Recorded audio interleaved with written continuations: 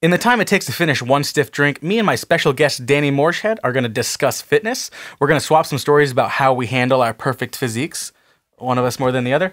And we're going to find out once and for all if one stiff drink makes us better at blindfolded paper airplane folding. So stay tuned for this episode of The Boondock Perspective, where class is optional.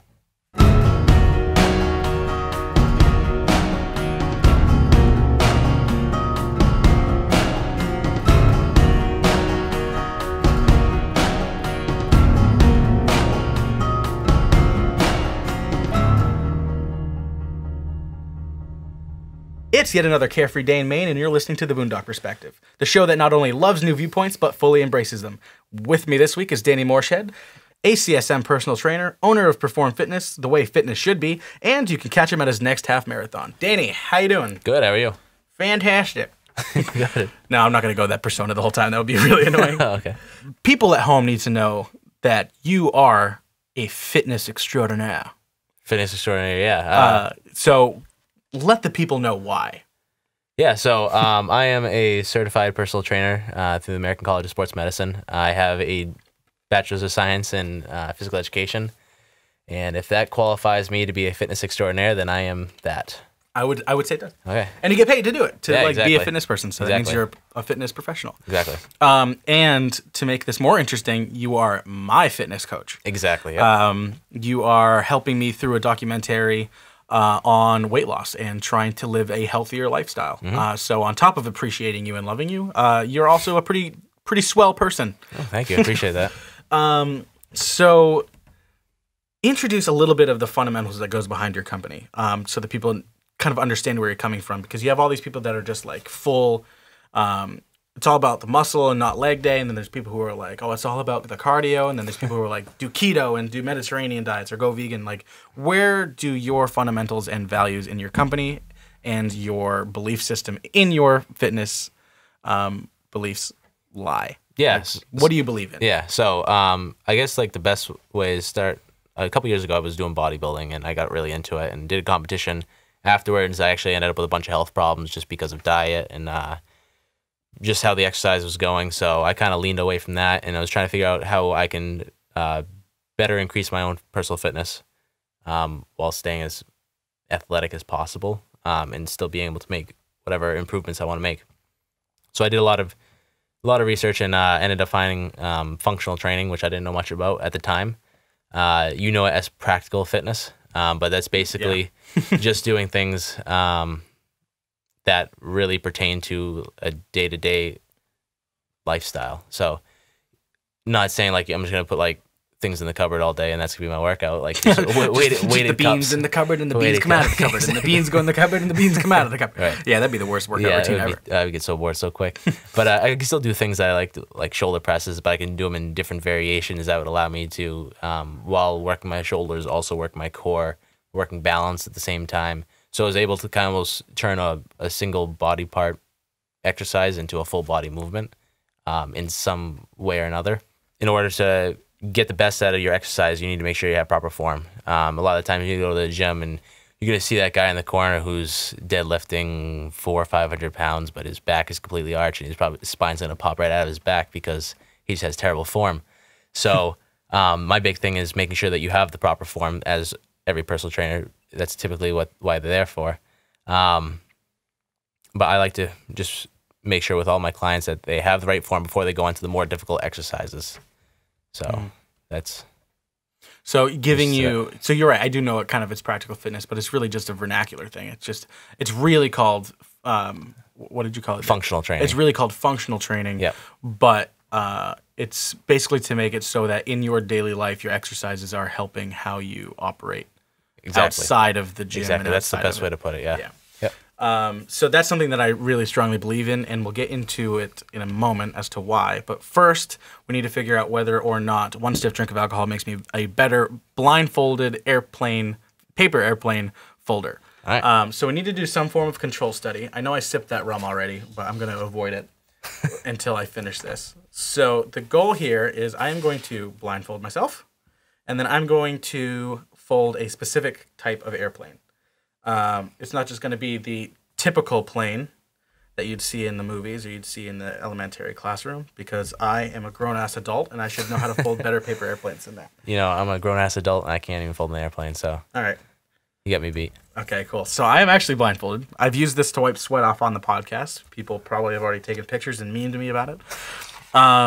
So I'm not just going to do the, like, fold, triple fold, arrow-looking thing. I don't know what this plane is called at all. Oh, my God. And I don't actually have any idea whether or not I can do this with a blindfold on. How close was that? Not too bad, actually. But I have always found this plane to be my favorite type of paper airplane. I have not folded this plane since I think I was in high school. This is riveting TV. Riveting TV was had by all. I lost it. I don't know where I'm at. Where are you? I'm already lost. Trying to figure out what this is. I think it's like right there. That feels right. Oh, there we go. Wow. See that? We call that the slippery triple. This slippery triple. I have no idea. I'm actually really nervous about what this is going to look like. Yeah, This is actually easier, though, than I really thought it was going to be. Wow. Okay. Like that. And like that. Oh, shit. Where am I? I might just have to put this in a montage because people aren't going to want to watch this at home. That felt right. This feels right. Nope, that feels wrong. That feels very wrong. I messed up earlier. I just noticed a mistake, I think. Dude, this feels so terrible. No, you're actually doing really good. This feels so wrong. You're actually doing really good. A couple creases off, but you sure you can't see it of that? Yeah, I'm positive. Yeah, and even if I could, my eyes are closed. No, okay, fair enough. I'd like to see how you do after the drink. All right, ready? That's it. I'm pretty sure this is it. Yeah. I'm gonna take it off. You came out pretty good, huh? And I actually messed up. That's pretty good. So this actually won't go straight. No. This will just curve. Wow, dude, those lights are really bright. Yeah, they are. When I've been blindfolded. So this should hit me. Close. It did not. You want to pick that up? I'm gonna try this one more time. This should do what I want it to. No, I told you it's not supposed to go straight. And what did it do? It went back in straight. All right. Well, we'll see in 20 minutes or so, 40 minutes or so, whether or not this drink made me better at that. I have to actually look up what the name of that plane is called. Okay, what was that like, just staring at me, folded paper? You're just like, this is the stupidest thing I've ever done. I should be in bed. It's pretty awkward. Yeah, you really should be. But you're sitting there with a microphone in your face watching a guy that's blind fold an airplane. What if this was my whole podcast? I would be lost. All right, so this week my guest is going to sit here and watch me fold paper airplanes for 45 minutes. I should do that with every guest. With a shot. So functional fitness. Yeah. I am going on a journey where I am trying to lose a large amount of weight in like a 14, 16 month period. I actually don't know what I'm at now. I should probably calculate that. But basically in fall of 2020, I am going on a hike through Spain and France with my father on a hike called the Camino de Santiago. It's 500 miles, and it can be hiked in roughly 5 weeks. And I am planning on not only filming that, but filming my journey to losing weight so I can actually make that hike go easier for me. Yep. And when I went to you and we talked about my fitness and how I'm going to A, lose weight, but B, maintain a functional physical exercise regimen that would benefit me in the long run, specifically for the hike, you were all about that. And you definitely recommended me a lot of really cool things. So let's kind of talk about what you recommended me. Keeping in mind that I'm going on a hike, right as of right now, what's my physical regimen supposed to look like? Pretty much right now, our main focus was trying to get you in a routine, first of all, so you were exercising every single day, because I think that was the big thing. You had a little bit of a stressful schedule. Making sure that you were consistently getting your steps in. I think you had some days where you get 10,000 steps, some days you get a couple thousand. Yeah, maybe. Yeah, it was maybe that. Yeah. And maybe. so a goal of ours was to get you to even get as close to 10,000 as possible. That'd be great, because you'd be walking well over 10,000 steps when you are wherever you're going. Well over. Yeah, well over that. So we wanted to start off getting you 10,000 steps. Also, doing low impact training. You were doing some bike work over at Planet Fitness on your lunch breaks, I think it was. The biggest goal right now was just to get you to lose weight because it would take some pressure off your joints, just because that's going to get you to go a long way, just in the walk itself. But from there, we'll probably be tweaking it up. So as you get that weight loss and you can get a little bit more steps in, maybe go for a little bit extra walks, get some extra exercises in to increase the endurance of your leg muscles. Could be just something as simple as your wall sits. Those things where you're just sitting against the wall for 30 seconds to a minute. And I don't know if I hit 30 seconds last time, did I? You hit 30 seconds barely. Yeah, I think it was like you were like 30, and I was like, okay, good, I got 30. Yeah, you dropped. But yeah, that's where we're kind of at right now, and we're just gonna keep building up from there. We're gonna kind of see how you progress, and if you're progressing fast, that's great because that means we can do more. It also depends on what your own personal goals are too. So even though your own goal is to comfortably hike this trail, maybe something else comes along the way where you want to make sure you have a little extra leg strength. I don't know what you could possibly come up with, but maybe something comes along the way, and we might have to tweak it a little bit that will help fit your original goal of hiking the trail. So after 2 weeks of trying to hit that goal, I went in again, and I wasn't feeling great about my progress because I knew I definitely didn't hit 10,000 steps every day. I didn't hit it. I think I maybe hit it once a week, which was disheartening. And to make matters worse, when I stepped on the scale after that 2 week period, I had gained 3 pounds. And that was disheartening. And it took me a little while to emotionally overcome that. And honestly, I don't think I emotionally overcame that until Saturday. Okay. Like a couple days ago. And it's been over a month since that. That's how long that moment affected me. So I'll start here. I have not been to the gym to do biking in a month. Okay. Since we started. Yep. But I have been extraordinarily conscious about my steps every day. And on the weeks that there were a few of them, I think 2 of the 4 weeks that it's been since our last weigh-in, I had a little bit of free time after work. So what I was doing is I would look at my pedometer and I would see, okay, I had 6,000. And then I would go golfing. Yep. And I would not take a cart. And I would play 4 holes. I average about 1,000 steps a hole. Yep. So I have just been going golfing. Yep. And like, okay, I got 4,000 steps. I'm going to play 4 holes. And that's been cool. I haven't been on the course in a week and a half because I got incredibly busy. But when I'm busy, I'm putting those steps in. So I've been conscious about it. So I don't think I've hit 10,000 a day, but I no longer have 2,000 step days.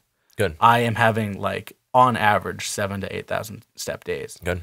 And to get me to go on those extra 2,000 steps would mean that at midnight when I get home, I need to go for a walk. And that's just not happening because my days have been like 7 a.m.s to midnight just weekly. And I need that I need that sleep. Yep. So I feel like I have made progress. And even though I have been going to the gym, like another reason I'm golfing is because I'm holding clubs on my back. I'm like, okay, I'm going to have to carry a backpack when I go to Spain. And I didn't really consider prepping my muscles and my body and my fitness regimen for that trip until you'd mentioned it to me. So now golfing is like, yeah, I could take a cart, and I love golfing, but I'm going to walk it. Right. And I'm going to get those steps in that way. And carrying the bag of clubs, like that's helping my back muscles and my stride. This is what I feel. It's not very heavy and I'm getting used to it, but like, honestly, maybe one day I just start putting a little bit of weight in them. And I start putting a little bit of weight in that backpack just to start building up that strength. So I never thought about this before you and I started working together. But I still felt like I hadn't made progress simply because I hadn't gone to the gym. I feel like I've been eating better, but honestly, like it's tough, especially when you're busy. And then I had a moment on Saturday where I was going to film a wedding. And I put on a shirt that had a stain on it. The wedding shirt that I wear had a stain on it. And I was like, oh shit. And it was 6 a.m. when I had to leave, and Kohl's isn't open. I can't go get a dress shirt anywhere. Right. So I had to dig through the closet. And I was just so upset because I knew that none of them fit. and I ended up putting on a shirt that hasn't fit me in a year and a half, and I put it on, and it fit. so nice. Yeah. That's so awesome. I have no idea what my weigh-in is going to look like. That's awesome, though. But from that standpoint, I don't feel like I look different. No one has said I look different. I'm not having these moments where I look in the mirror and I feel like I look different. Mm-hmm. I don't necessarily feel healthier. Mm-hmm. But there was that very brief moment of confirmation that what I was doing was working in some small way. Yep. So I don't know if I took a belt notch off. I don't know how that works. But I think for the first time in 2 months, my physical fitness is out of the dive down and is working its way back up because of that one moment. Good. So I'm really excited to see what happens in the next couple of months. Awesome. And I always tell all my clients too, like, you are your own biggest critic. So you could lose 10 pounds and not feel like you lost 10 pounds. So, I mean, that's why we're taking pictures too, before and after pictures and progress pictures. I think we're monthly, so we'll be taking one on our next check-in. Are we? Yeah. Oh, I didn't know that. I thought we just took one at the beginning, one at the end. Nope. We'll take it monthly. Yeah, we got all mixed up with our schedule, but we'll get back on track of that since now we'll be meeting monthly. We'll do that every time. Yeah. But yeah, that's the best way to notice the difference, because if you are gaining, sometimes weight fluctuation can be a little bit difficult because, say you're going to the gym often and you're doing, you weren't doing much before, then you're doing cardio, and the scale moves a little bit, but not as much as you thought, or maybe doesn't move at all. Well, even just from a running standpoint or any other type of cardio, you are building muscle. Muscle weighs more than fat.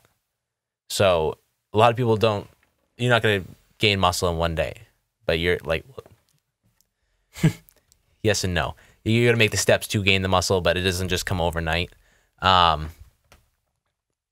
a lot of times people get discouraged because they don't see the scale move. I have a few people in particular I can think of who haven't seen the scale move, or has just moved a little bit, but you can tell, whether it be pictures or just by looking at them, and they have their own pictures too, that they have significantly more muscle, and that just makes a huge difference. So that's why I think like taking pictures is going to be huge for you, just like mentally. That's scary, but yeah, I can see the value. Yeah, exactly. Yeah, a little bit of difference would be more noticeable in a picture than it will be on the scale. So how do you feel like most of your clients react to photos? Like, do you see, what does a client's face look like when they don't feel like they've made progress, but then they see the change? Well, it's a little different. I usually don't share. Usually my clients take the pictures on their own, and I usually don't have their pictures on them, just for their own privacy. Sometimes people will give them to me, and I'll be in charge of that just because they're okay with it.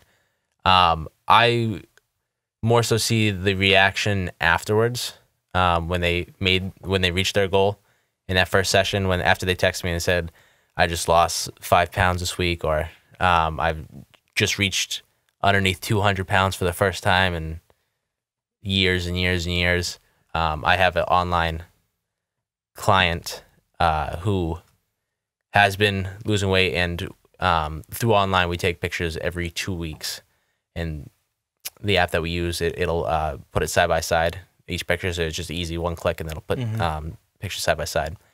And the difference, I'm not with them. You can see a couple inches just shaved off in the belly, but only maybe 10 pounds lost.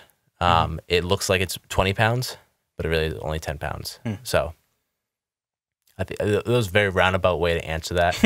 But I just think that the pictures are a lot more powerful for those that aren't seeing the progress on the scale. Yeah. I mean, you can look at a number on a scale all the time, but your weight's going to fluctuate, and that weight will be held in different parts of your body. But seeing a picture, like, that's just direct evidence of where you're at. So I wasn't looking forward to seeing the photo of me, but if in a week when we take that photo, we'll see where I'm at. A little scared for it. Absolutely.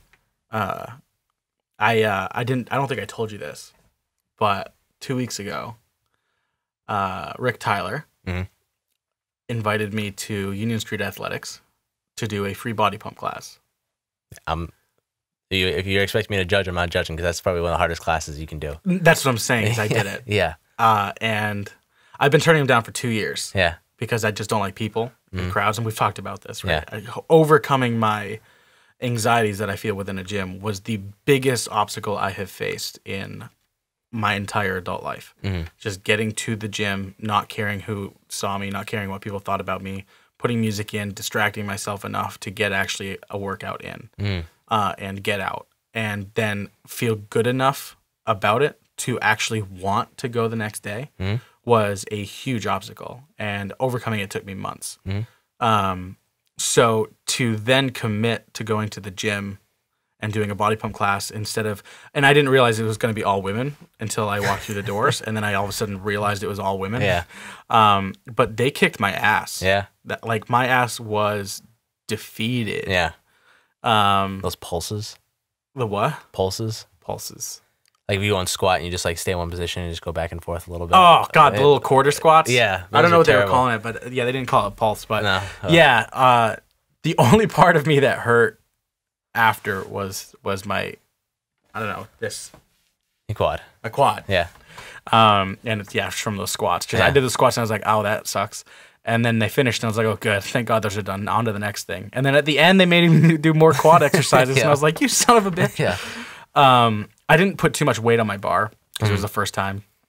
And I probably could have put more weight on. I mean, there was a woman next to me who was just like beast moding out.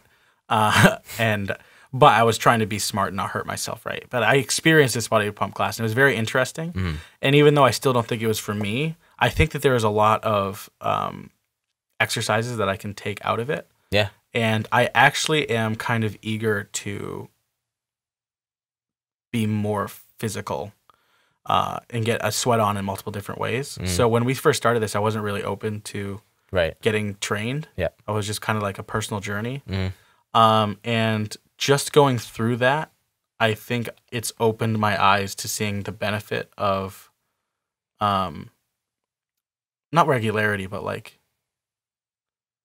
going through it with somebody and being held responsible for going or not going. Yep. Will you have any openness to like not a super frequent training, but just like go in, do 30 minutes Oh, absolutely. of X, Y, and Z, and then get me out of there? 30 minutes is all it takes. Yeah. All my clients are 30 minutes and they're out. You don't do it. You don't have any hour-long clients? Used to. They were like on another level. Like they started off a half an hour, but they moved their way up. Yeah. She moved away. After that, I only have half an hour, and nobody's really gone up from there because you can do a lot in half an hour. Yeah. You don't take a break and text in between moves. No. Go. Usually we have it set up as circuit, so it's just maybe like 3 or 4 different exercises, and you do it back to back to back to back, all in a row. Then you take a quick break just to grab water and catch your breath, and you do it again, and you do that 3 times and move on. Usually about 8 different exercises for 3 sets, at least within 30 minutes, which is That's insane. Yeah, it's pretty good. I'm scared again. I changed my mind. No, you can do it. You can do it. It started off slow, definitely. Yeah. But I'm actually thinking because of how it opened my eyes. Yeah. I think I've decided to experience some other forms of exercise. Yeah. And I think the next one I'm going to be doing is taking an hour-long yoga course at Homeland Studios. Yes, that's awesome. You like that? I filmed one before. Yeah. They were doing like an e-course. Yeah. And the whole time I was just like, I sit in that position all the time. I lay in that position all the time. Am I doing yoga in secret? Yeah. Yeah, I lay down on my back. So I might be able to do it. Yeah. And one of my favorite parts of the body pump was the end stretch where I was doing the yoga, and I was like, this position feels so comfortable. Yeah. And it was funny because I'm actually a pretty flexible dude. Yeah. I'm like Jack Black. Like I'm kind of tubby, but I can do a tuck and roll. You know what I mean? Like I'm not going to hurt myself if I try a front flip. Yeah. I won't do a front flip successfully, but when I land, I won't break my back. That's good. Baby steps. Yeah, agile. I'm an agile fat guy. I've always been kind of proud of that. Oh, that's good. But I want to be an agile skinny guy. So we'll see what happens. Yeah. So I'm going to take some courses that are some gym classes like yoga or MMA. Yeah. And I just to see what it's like. And even though it may not be for me, I think experiencing it once will be good. Yeah, definitely. I think that the largest at this point, I think the largest takeaway I have is to keep an open mind, because all of the things right now that are working for me, I think I don't have proof quite yet that it's working for me, but all all of the things that I feel are working are the things that have been right in front of me and I've been ignoring for years, or people have recommended me and I've ignored. So I think that my next step is just opening my horizons and trying to see if there are new exercises or new routines that I may be able to adopt for whatever reason. So yeah, I think that's a good step. And I'm more than happy if you want to do classes to recommend some classes to you, because I have a lot on the top of my head right now that I could even recommend. Or if you want to just try a quick 30-minute session, we could do that too. You know a stripper pole class? Dance pole class? Not in the area, but it's a lot of. I've heard of it before, so yeah. Oh my god, that would be hilarious. I should do a dance class. Zumba. Dance. My fiance teaches Zumba, so you try that. Oh no, there you go. Zumba. Yeah. No, I go back to being closed-minded. Yeah. I'm gonna go back to that. There's a guy at the gym that teaches salsa cardio too. That will get you going. Salsa cardio would be cool. Oh my god, that'd be fun. Yeah. Oh, there you go. You can try it out. I think he's starting back up soon. Really? Yeah. But it's just like like, pretty much something like that. I have no rhythm. I mean, I'm the whitest white guy. I can do the floss at a wedding, and that's about it. I can't even do the floss. I might be able to do the Cupid shuffle, but that's because is. I film weddings and I go to like 18 a year, so I have to I know how to do the Cupid shuffle because I'm around it. That's good. So I hate to put a hiccup in the natural flow of conversation, but I do need to throw a sponsorship out. Those are attractive people. I know they're attractive people. Well, what are you chasing away for? We got things to do. I get stuck with you. Yeah, I know. I'm sorry. The Nite Show with Danny Cashman.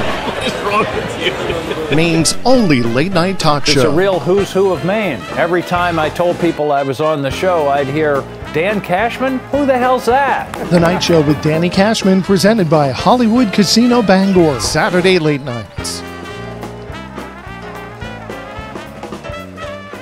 As a physical fitness trainer, what do you think is the most common problem that people who come to see you are facing? I think they get too caught up into what they see online. I think that's the biggest thing, whether it be fad diets. I'm not gonna get into diets because that's out of my realm. But just like I do see people coming and tell me that they maybe there are benefits to it, but like keto, people have heard about keto. I personally probably wouldn't recommend keto to people. One, because I don't know a whole lot about it. Two, I feel like a diet that cuts out carbohydrates when your body was meant to have carbohydrates. Like that's why you were born. You were meant to eat carbs along with fats and proteins. I feel like that's probably not too healthy.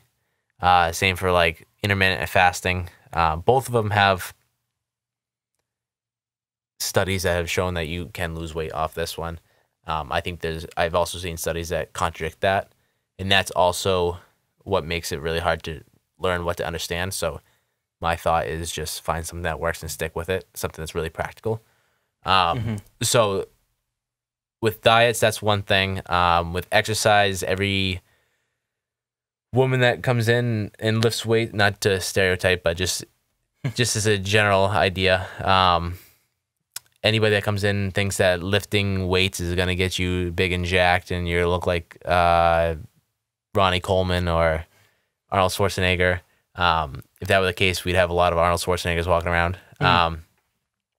But I just more so the understanding of it. So I just want, it's not everybody that walks in the door, but just occasionally someone will come in the door and just like think like that's what's going to happen as soon as they start lifting up a weight.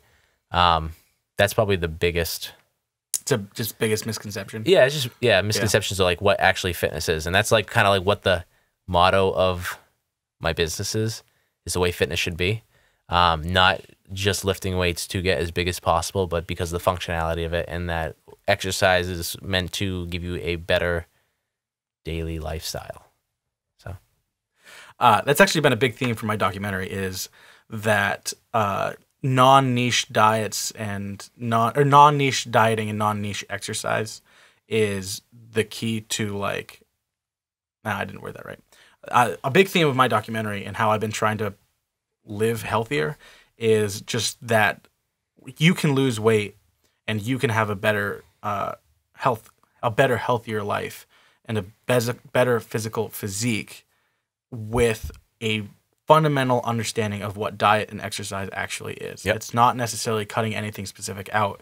It's not necessarily doing these extreme exercises to have extreme results. It's just a matter of weighing one against the other successfully and being mindful of how overboard you go. You know what I mean? Or how under you go. Because I talk about being overweight because that's a problem I face. But I mean, there are eating disorders. You know what I mean? Yeah, exactly. Diet and exercise can help those things.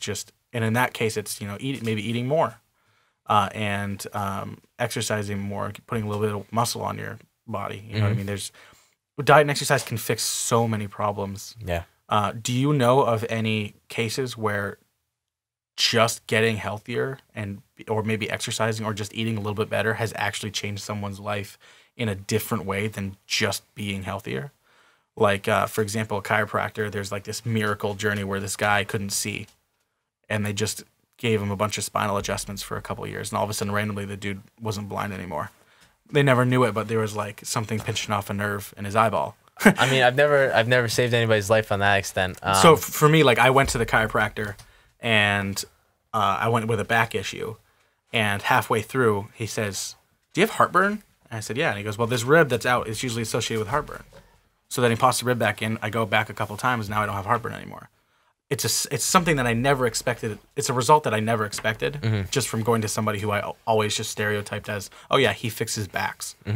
All of a sudden, my heartburn that I've had for literally my entire life is gone. Have you seen any moments like that? Not to that extent at all.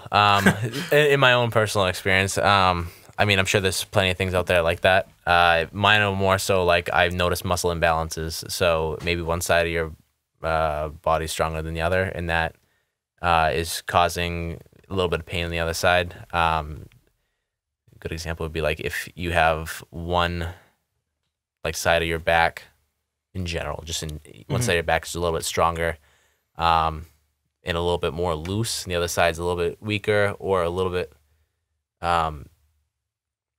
knotted up. That can like cause a little bit, or I guess a good way to put it is sometimes if you have a stronger side than the other, it can cause knots on the weaker side, just because it's your muscles aren't balanced. I guess it's the best way to put it. Like there's science beyond me that would explain it. I've just got a bachelor's, that's all. So kind of correcting those muscle imbalances will help people with those minor pains. I think personal trainers do a lot with like changing lives, like people that lose weight, they're able to do things that they haven't been able to do in a while, and that could be like kind of like one of those life-changing things like you had said, but nothing to the extent like I just told the guy to do a push-up and he can all of a sudden like see and he was blind before. Well, what I'm thinking is like there are diabetics who, when they just get healthier, start eating better and they lose weight, reverse it. Yes. There are small cases like that where it's just proven to be healthier. Just being a healthier person leads to being healthy in other avenues of your life. Yep. I mean, even in mental health. I mean, I have friends, and in part, I felt this where, actually, I'll reword that. I have friends who have been depressed, and then they started exercising, and now they're like the happiest people I know. And they're not going overboard. They're not doing something insane. They're not running marathons every weekend. They're just going to the gym a couple times a week. And it's just, they're not bottling up their anger or their emotions anymore. They're taking it out at the gym. And I always understood that pretty well. So when I've been that 2-month period where I like went to the gym extremely regularly, and I did the bike literally 4 to 5 times a day, which is before we actually started talking, I was extremely happy. Like, I just didn't feel the pressures of the world on me. And what's awful about that is I didn't notice the pressure of the world on me before. It wasn't until the pressure of the world was taken off of me when it came back that I realized it. And now that I haven't been working out, I realize how miserable I was before I started exercising. So the fucked up thing is, why am I not at the gym? Why am I still not going? Am I like thriving on this like subtle misery? Well, if you think about it, you're putting your body through so much crap when you're at the gym. Like, you're literally like beating up your body. So like, try motivating somebody, hey, go beat the crap out of yourself. Like, no one's going to want to do that. Like, you're going to be tired. You're going to be uncomfortable, especially when you get back right into it. Like, after 3 weeks off, your first session going back is going to suck. Like, it's probably going to be the worst session you'll have. And then after that, it'll progressively get better. But nobody wants to go to that really crappy session just because it's going to suck. But, like, going off what you said, it's like exercise is like a drug. So you get all that endorphin rush when you start working out. That's why all that stress has gone away. So, but you kind of forget.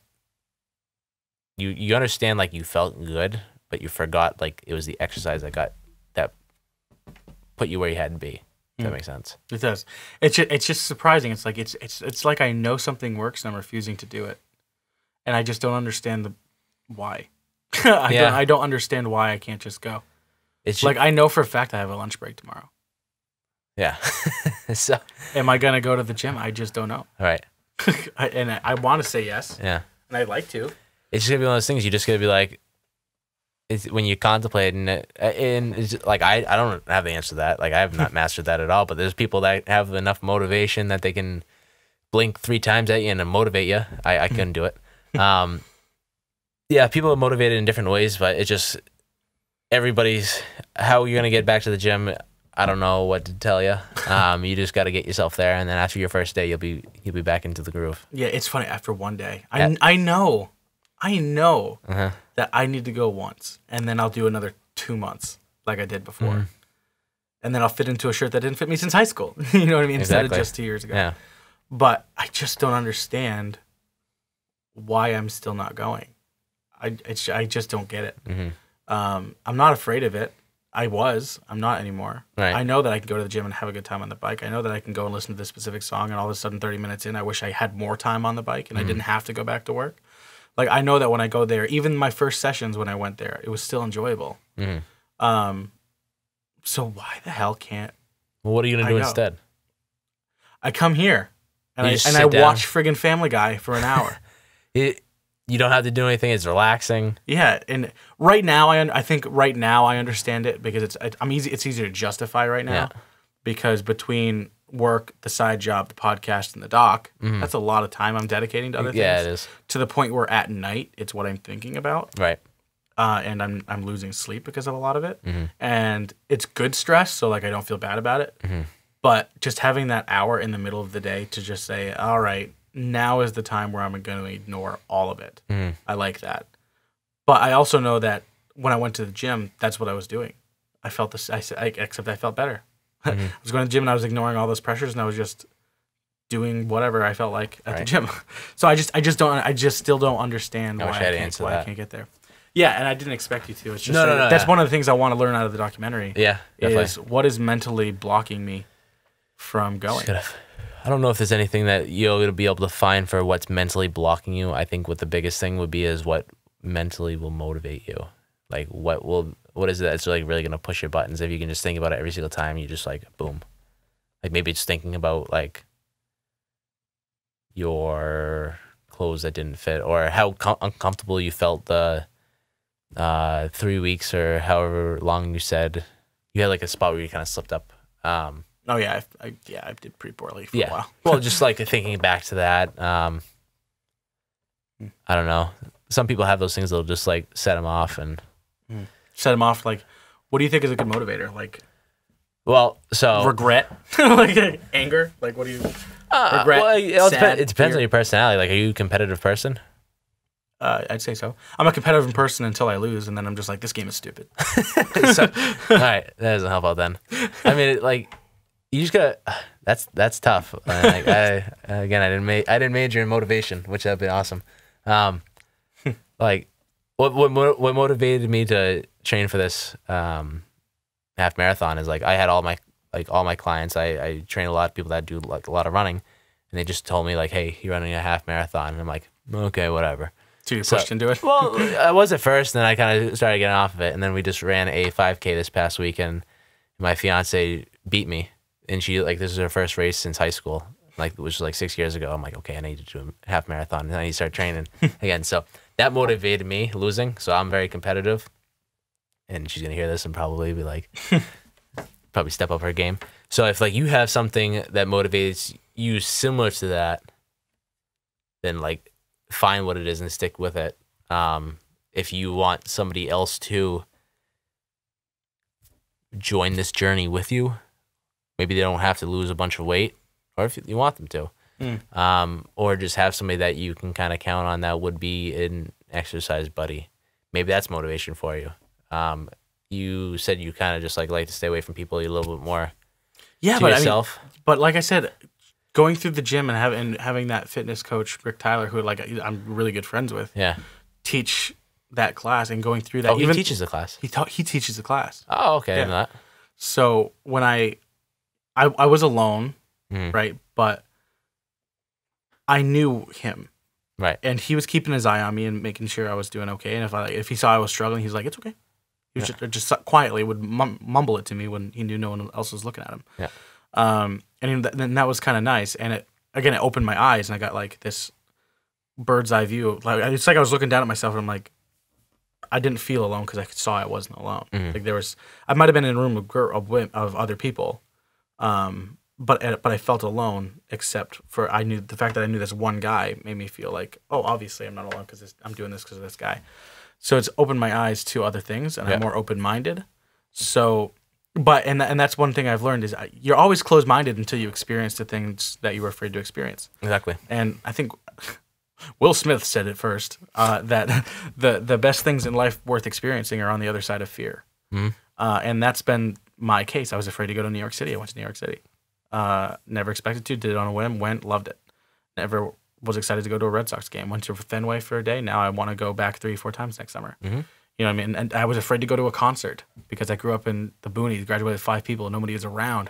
Right. I liked being able to have my concealed carry gun on me. Right. And the fact that I go to a venue and not have my gun on me in case something went down, like that scared me. Right. But then I went to a concert, and you know what? I went to 8 more that summer. Yeah. Nice. and, pretty busy. And so that's kind of what I've realized is I've learned to be more open-minded. But when it came to my physical fitness, it was very much this personal journey. But I think I've been treating it as a personal journey as more of a crutch, a reason to have an excuse to fail. Like, oh, it's up to me whether or not I do good or bad, not up to you. So like, if I fail, it's up to me, and I can't blame anybody for it. But experiencing that and not being alone was cool, and I kind of like the idea of having somebody that goes to the gym with me. And I mean, we don't even have to interact. I mean, we can just drive there, be like with each other, talk on the way over. I'll put my headphones in. He'll put his headphones in. He'll go do what he wants. I'll go do what I want. And at the end of the day, we drive home, maybe grab a salad together. You know what I mean? I think that sounds fun. But the other problem is I don't think I have anyone in my life that I can do that with. I know people that go to the gym, but they work opposite schedules. Yep. And my schedule is very tough. I'm one of the few people with the hour-long lunch break that I can just go to the gym. And if I'm 5 minutes late back from my lunch break, it's okay. I'm lucky. And finding somebody else with that time off and that ability is tough. And on the other side of that, they need to go through a journey on their own. And I can't find that either. Yeah. So maybe a goal of mine should be finding somebody. That's a great goal, actually. Yep.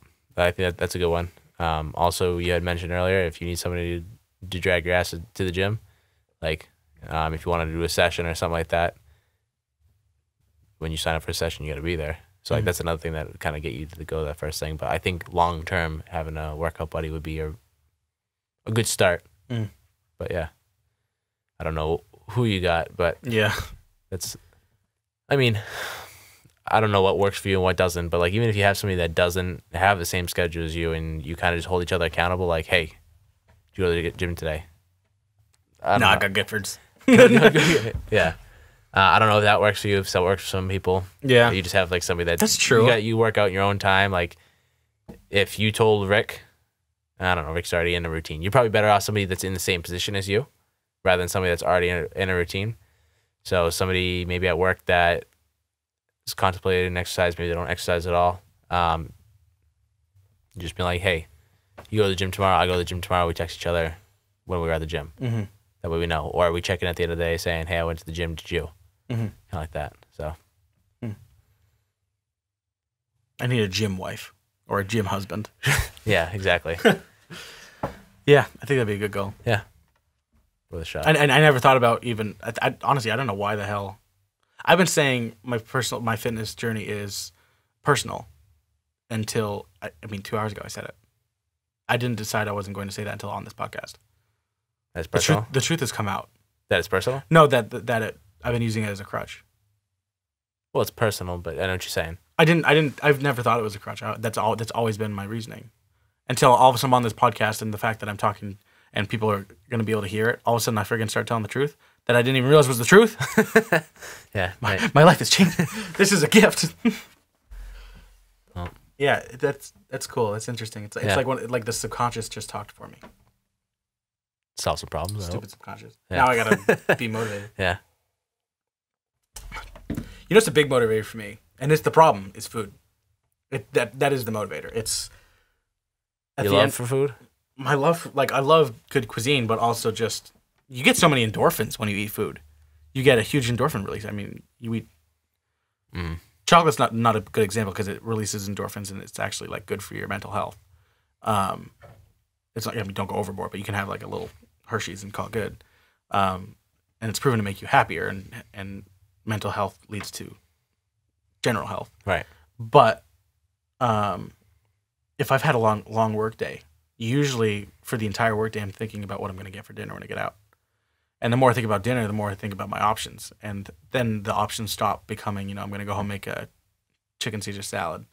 I'm going to start thinking whether or not I want, you know what, you deserved it. You work hard today. Get off your feet. Go get some fast food. And then it changes from, don't get fast food. Order this from your favorite restaurant because you deserve it. And I order too much of it. And now not only did I not eat food that was already in my fridge, but I didn't eat healthy food that was in my fridge. Right. But I didn't even eat healthy food that I bought. And then I didn't even eat cheap, crappy food. But then I ate expensive, crappy food. Right. Like there's this whole progression of decisions that led to the worst one. Yeah. I don't know what to tell you on that one. And that's my biggest struggle. Yeah. Is just when I am stressed, I stress eat. Mm-hmm. And I do it preemptively. Yep. To the point where it's like, no, when you go home, make a salad. Like, go home, make a salad. And I can think about a salad all day. But if I just once think about the buffalo mac and cheese downtown that I can get in downtown Bangor, that salad's not happening. Right. And it's like, I don't know how to motivate myself for those small things. Mm-hmm. I'll find a solution. Yeah. I know I will. Because every problem that I've had has been solved, but it's taken time. I think it's just a matter of putting all my knowledge together and all my life experiences together and figuring out what works and what doesn't, and then slowly start to figure out what works. Even if it is, you know what, fine, you want buffalo mac and cheese, go make it yourself. Yeah. And then it's like slowly I'll start incorporating a healthier cheese. Maybe then I'll start using wheat pasta. Then I'll start using, not a fake pasta, but like something else. I don't know, there's pasta substitutes, you know what I mean? And I can go home and make a pizza. And then instead of using, white bread, or white dough, I can start using wheat dough. And then I can start using wraps or just slices of bread instead of huge things, and I can make like little small pizzas or mediation, I think it's just a matter of figuring out where those like substitutions can take place to a point where I'm still happy about it. Yep. A lot of goals. Yeah, a lot of goals. That's what you can do. Yeah. This podcast was good. Yeah. I don't care what you people think. This podcast was for me. Yeah. That's the thing. This episode was for me. This wasn't for anybody else. This is for me to like kind of word vomit on you in a way that I haven't really been able to since we started this. Yeah. Probably like one person listening after this. There's like only probably like one person listening at this point. Yeah. Hi, Dad. Right? Like this is for him. We're not gonna listen to this. Yeah. But I also think everything in this resonates with other people. Yeah. No, I agree. Yeah. So if you're on a weight journey or anything similar like this, reach out. I think it'd be really cool to have some form of comment section. Know you guys are out there, right? And maybe if you learn something from this or you take anything away from this, just tell me what it was. Even if it's just that I'm an idiot. whatever you have to say about the episode, just like leave it in the comment section and I'll read it and we'll see what comes up. Mm-hmm. Cool. Well, I'm going to finish my drink, which symbolizes the end of the conversation. There you go. Endo convo. And we're going to figure out whether or Do this not... again? Yeah, we got to figure it out. Whether or not I am better at blindfolded paper airplane folding now that I have had a drink. All right. Got a green piece of paper this time. But, ooh, it smells like sweat. That's not good. All right. Hopefully I can do this relatively fast. While I fold this, why don't you tell the people at home what you got going on in your life? What would you like to promote? Well, if you haven't known already, I am a personal trainer.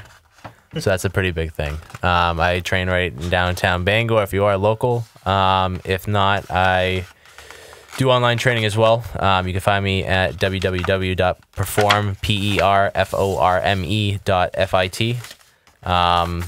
Or you can send me an email. You'll find that right on there too.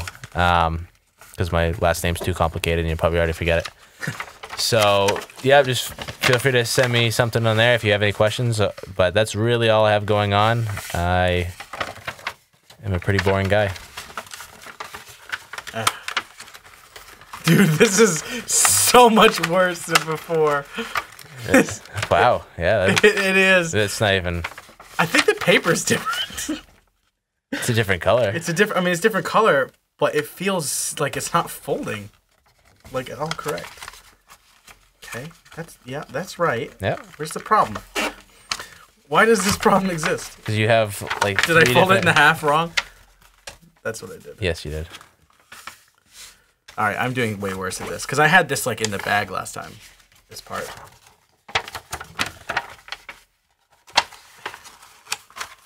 That feels better.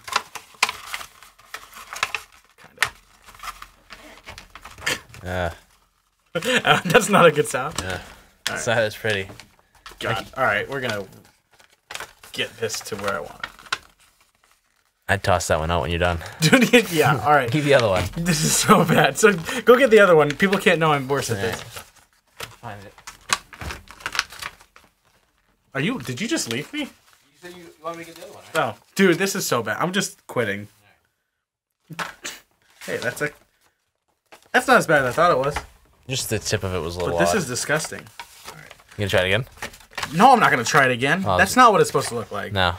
So it's so funny because I actually did feel really confident the first time. And that confidence 100% went away when I started folding this. I felt like my hands were broken, like the tips of my fingers. I felt it.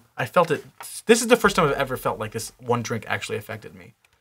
Because the first one, I had it all lined up and I knew, okay, that's there, that there, boom, boom, perfect move, perfect fold in my head.